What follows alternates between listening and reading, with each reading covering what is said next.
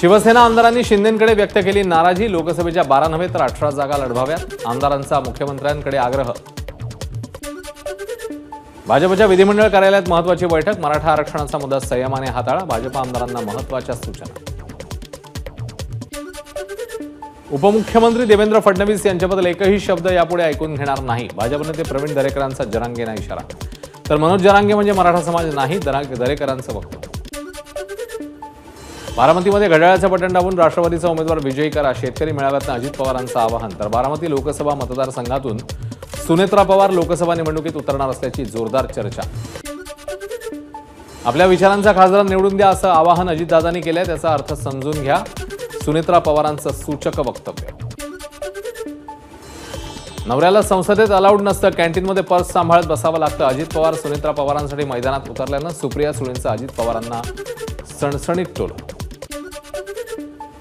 बारामती मतदारसंघात शरद पवार स्वतः लक्ष घालणार, शरद पवार सर्व पदाधिकाऱ्यांची रविवारी घेणार बैठक, सुप्रिया सुळेंसाठी यंत्रणा उभी करणार।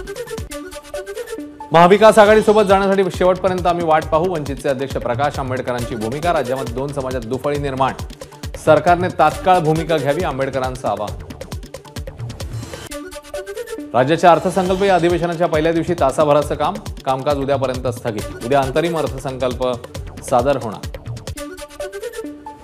राज्याचे माजी मुख्यमंत्री आणि लोकसभा अध्यक्ष दिवंगत मनोहर जोशी आणि आमदार राजेंद्र पाटणी यांच्या निधनानिमित्ताने विधानसभेत शोकप्रस्ताव सादर, विधानसभा अध्यक्ष राहुल नार्वेकरांकडून प्रस्ताव सादर।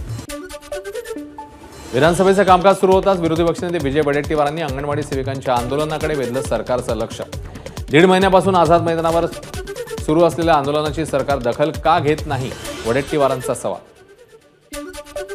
आशा सेविकांच्या मागण्यांसंदर्भात सरकार सकारात्मक, उपमुख्यमंत्री अजित पवारांचं विरोधकांच्या प्रश्नावर उत्तर, आशा सेविकांनी चर्चेला यावं, तडजोड करावी, प्रश्न सुटेल, अजित पवारांचं आशा सेविकांना चर्चेचं निमंत्रण।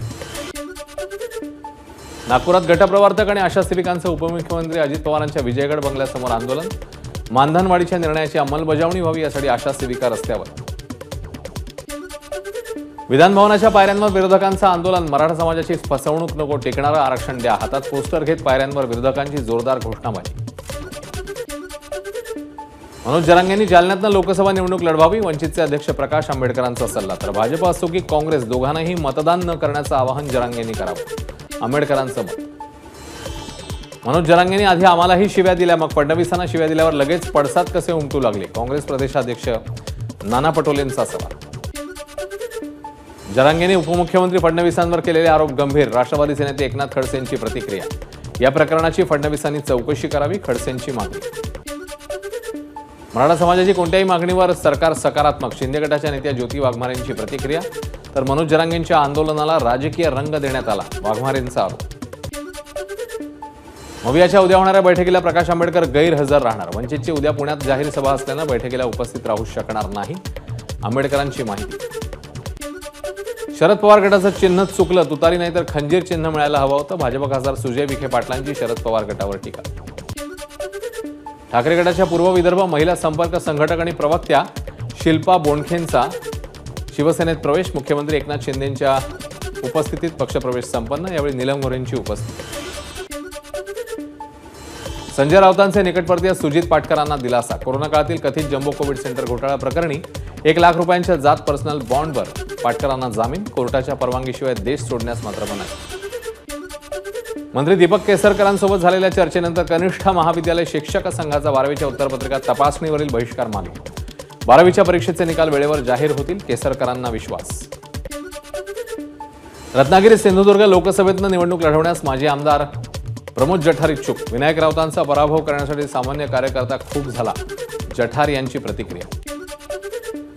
नाशिकमध्ये ठाकरे गटाकडून पदाधिकारी जाहीर, विजय करंजकरांची जागी सुधाकर बडगुजरांची शिवसेनेच्या नाशिक जिल्हा प्रमुखपदी नियुक्ती, तर संघटकपदी विजय करंजकर आणि नाशिक महानगर प्रमुखपदी विलास शिंदे यांची नियुक्ती।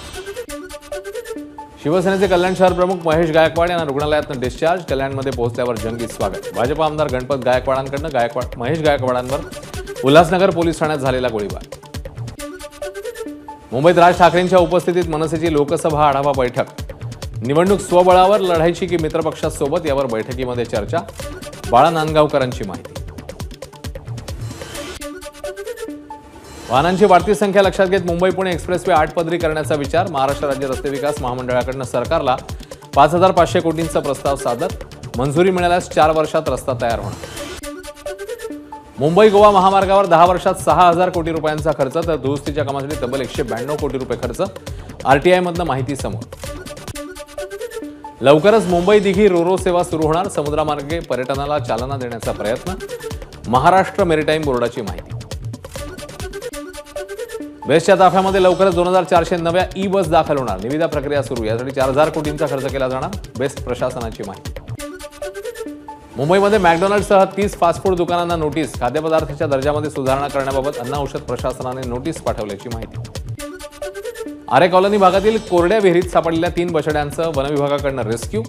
7 दिवस उलटूनही बिबटे आपल्या पिल्लांच्या शोधात येत नसल्यानं बछडे बोलिवलीच्या संजय गांधी राष्ट्रीय उद्यानात. मुंबईच्या गोरेगाव पश्चिमच्या डीमार्ट जवळील मैदानात उभ्या असलेल्या 2 गाड्यांना आग. सुदैवाने जीवितहानी नाही. दोन्ही गाड्या मात्र जळून खाक. अमरनाथमध्ये नवीन नाट्यगृहाच्या शेजारी असलेल्या काही घरांना आग. सिलेंडर स्फोटामुळे आग लागल्याची माहिती. भिवंडी तालुक्यात आदिवासी शेतकऱ्यांच्या जमिनीवर केलेलं अतिक्रमण पोलीस बंदोबस्तात उद्ध्वस्त. 23 भूमिहीन आदिवासी शेतकऱ्यांच्या जमिनीवर अतिक्रमण करणाऱ्यांवर कारवाई. पंतप्रधान मोदींच्या हस्ते देशातल्या तब्बल 554 रेल्वे स्थानकांच्या पुनर्विकास कामांचं भूमिपूजन. पालघर रेल्वे स्थानकाचाही समावेश. खासदार राजेंद्र गावित यांच्या हस्ते पालघर रेल्वे स्थानकात भूमिपूजन संपन्न. मुंबईच्या आझाद मैदानात पोलीस पाटील यांचं आमरण उपोषण. प्रलंबित मागण्यांसंदर्भात लक्ष वेधण्यासाठी साखळी उपोषणाला माण तालुक्यातील पोलीस पाटलांचा पाठिंबा. नागपूरमधील राम झुल्यावर कारची दुचाकीला धडक. दुचाकीवरील दोघांचा मृत्यू. कार चालक माधुरी सारडा आणि रेतिका मालू यांच्या विरोधात पोलीस ठाण्यात गुन्हा दाखल. मात्र दोघींनाही जामीन मिळाल्यानं नागरिकांकडून संताप व्यक्त. शेतकरी आणि कामगारांचं लाल वादळ. नाशिक जिल्हाधिकारी कार्यालयावर धडकलं. कार्यालयाबाहेर रस्त्यावरच आंदोलकांसाठी ठिय्या करत बेमुदत उपोषण. आंदोलनात जिल्ह्याभरातनं 10,000हून अधिक आंदोलक सहभागी. बाजार समित्यांवर प्रशासक बसवण्यास शेतकरी संघटनांचा विरोध. लासलगावसह नाशिक जिल्ह्यातले सर्व 15 बाजार समित्या बंद. मार्केटमधल्या सर्व घटकांचा बंदला पाठिंबा. सीसीटीव्ही केंद्र उभारणारी वैभववाडी ही सिंधुदुर्ग जिल्ह्यातली पहिली नगरपंचायत. वैभववाडी शहरात 12 ठिकाणी बसवले 27 सीसीटीव्ही कॅमेरे. नितेश राणेंच्या हस्ते सीसीटीव्ही केंद्राचा शुभारंभ. सिंधुदुर्गातल्या आंबोलीच्या जंगलात पुन्हा ब्लॅक पॅन्थरचं दर्शन. मुंबईतल्या रुपारेल महाविद्यालयाच्या विद्यार्थ्यांना आंबोलीतल्या शैक्षणिक सहलीदरम्यान ब्लॅक पॅन्थरचं दर्शन. ज्येष्ठ गायक पद्मश्री पंकज उधास यांचं दीर्घ आजाराने निधन. वयाच्या 72व्या वर्षी घेतला अखेरचा श्वास. एबीपी माझा, उघडा डोळे बघा नीट.